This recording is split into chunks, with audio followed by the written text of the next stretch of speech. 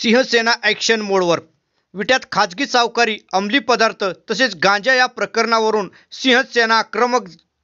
काल एका खाजगी सावकारावर गुन्हा दाखल झाला. त्या विषयावर आज विटा शहरात शिवसेनेच्या वतीने पत्रकार परिषद घेण्यात आली.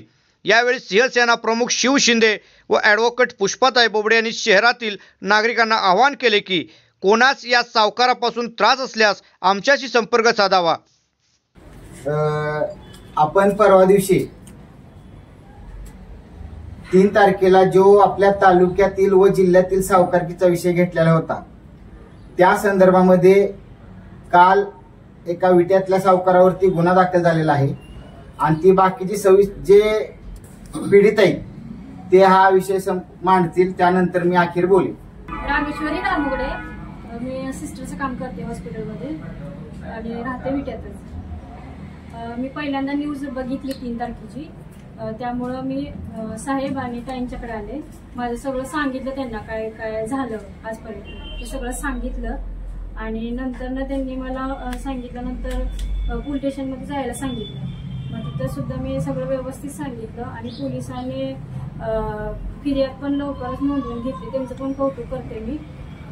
आणि पहिल्यांदा म्हणजे ते दाखींचं सांगायचं म्हणजे त्यांना मी पहिलं कर्ज घेतलेलं, नंतर ते मेल केलं, 4 हप्त्यातच मेल केलं, तरी सुद्धा त्यांनी माझ्या लक्षात नव्हतं की ते चेक माघारी घ्यायचं.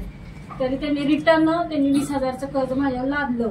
मी त्यांना विचारलं सुद्धा, तर त्यांनी म्हणजे हाकलून लावलं. माझी मम्मी बहीण घेऊन गेले. तेव्हा सगळं एवढं करून सुद्धा नंतर जेव्हा म्हणले तुम्हाला काय करायचं करा, आणि मग कोर्टात गेलो तर तिथं काय वकील दिल्यावरती नंतर काहीच नाही झालं.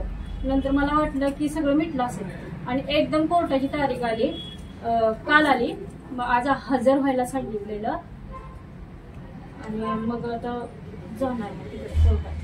फक्त वकीलच दिलता आम्ही. पण तिथं काही दिलता म्हणते मी त्यावेळेस नव्हते याच्याबरोबर, मी बाहेर होते. आणि परत आपण काही न घेता सुद्धा हे इतकं वरती लागलं म्हटल्यानंतर टेन्शन येतं.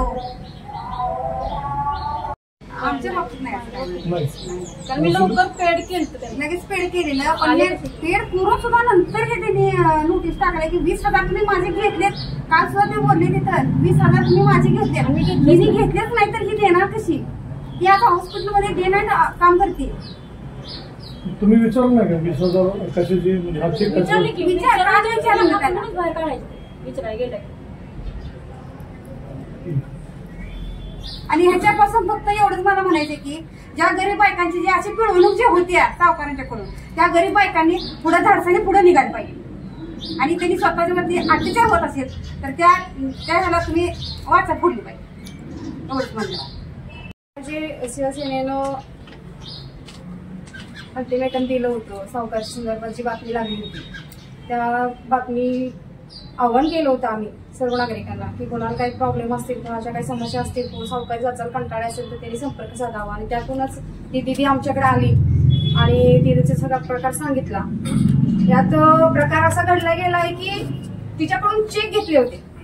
पहिलं प्रकरण तिनं 10,000 घेतले होते, त्यात 3,000 कट करून तिला 7,000 देण्यात आले. परंतु ते देत असताना तारण म्हणून तिच्याकडून डायरेक्ट चेक सह्याचे घेतले गेले आणि ते चेक तिनं सगळं 7,000 नील केलं. पण ते चेक तिला रिटर्न दिले गेले नाही. ते चेक त्यांच्याकडेच ठेवून घेतले गेले आणि तिने वारंवार त्या चेकची मागणी केली असता सुद्धा ते तिला परत दिले गेले नाहीत. आणि तिनं पैसे घेतले नसताना सुद्धा वरून 20,000 रुपये तिनं परत कर्ज घेतले असं दाखवण्यात आलं आणि ते परत फेडीसाठी तिच्या मागे तगादा लावण्यात आला. तेवढं करून सुद्धा ती लोक थांबली नाहीत. आज तिची तारीख आहे, तिच्यावर केस घातली गेलेली आहे. त्यातून तिला बेलेबल वॉरंट निघालंय. तिला आज ते बेल द्यायची आहे तिथं.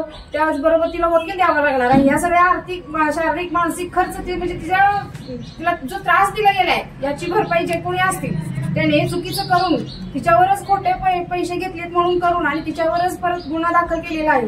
हे सगळी नागरिकांना आवाहन करेन की त्यांनी घाबरून जाऊ नये. त्यांनी खरंच शिवसेनेच्या कार्यालयाशी संपर्क साधावा.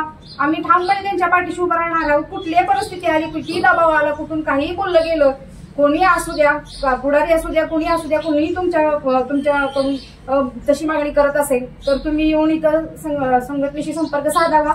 आम्ही तुमच्या पाठीशी उभं राहू आणि ताकदीने उभं राहू एवढंच सांगते. जय हिंद. नमस्कार. आज आपण पुन्हा पत्रकार परिषद घेत आहे. पत्रकार परिषद घेण्याचा संदर्भ असा, 3 तारखेला आपण ज्या सावकारकी संदर्भामध्ये पत्रकार परिषद घेतलेली, नागरिकांना आपण आवाहन केलेलं, जर या सावकारांच्याकडून जर तुम्हाला त्रास होत असेल, तुम्हाला मारहाण होत असेल, जे काही पिळवणूक तुमची होत असेल, तर तुम्ही सिंहसेनेच्या मुख्य कार्यालयाशी संपर्क साधा. तर आपल्या ताईंनी आपल्या प्रसार माध्यमाच्या सर्व बातम्या बघून काल ती आम्हाला भेटायला आली. आपल्या चॅनेलच्या बातम्या तिने पाहिल्या. ते म्हणले, साहेब असा असा विषय झालाय माझ्या संदर्भामध्ये. 2 वर्षापूर्वी मला शाळेत शिक्षक परीक्षेसाठी मला 10,000 रुपये भरायचे होते, कमी पडत होते मला. म्हणून माझी एक मावशी होती ओळखीची, त्यांनी मला एका ठिकाणी घेऊन गेली आणि मला तिथून पैसे उचलून दिले. मग ती देत असताना या व्यक्तीकडून, या दिदीकडून 2 चेक घेतले गेले, आधार कार्ड घेतले गेले, तिथून 10,000 रुपये उचलले. त्या व्यक्तीने 60,000 रुपये त्यांच्या हातामध्ये दिले, 3,000 रुपये तिथे कट करून घेतले. बर, पहिलं प्रकरण घेतल्यानंतर तिच्याकडून 12 सह्या घेतल्या.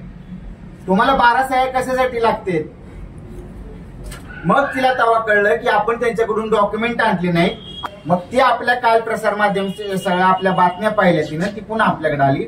माननीय आपले विट्याचे PI फडतरे साहेब त्यांच्यासमोर जायला सांगितलं. PI साहेबांनी सर्व विषय समजून घेतला. DYSP साहेब होते, DYSP साहेबांनी तो पूर्ण विषय समजून घेतला आणि DYSP साहेबांनी, PI साहेबांनी तातडीने आदेश दिले, जो कोण सावकार असेल त्याच्यावरती गुन्हा तातडीने दाखल करा. आणि माननीय पोलीस प्रशासनाचे, आमचे विभागाचे DYSP साहेब असतील, आमच्या विभागाचे PI साहेब असतील, मी पोलीस प्रशासनाचे पण आभार करू इच्छितो की त्यांनी त्या दिदीची परिस्थिती समजून घेऊन कोणतेही कोणाचे फोन वगैरे येतील हे कोणती तमाने बाळगता, जी पीडित मुलगी समोर त्यांना दिसत्या, पोलीस प्रशासनाने तातडीने रात्री गुन्हा दाखल करून घेतला.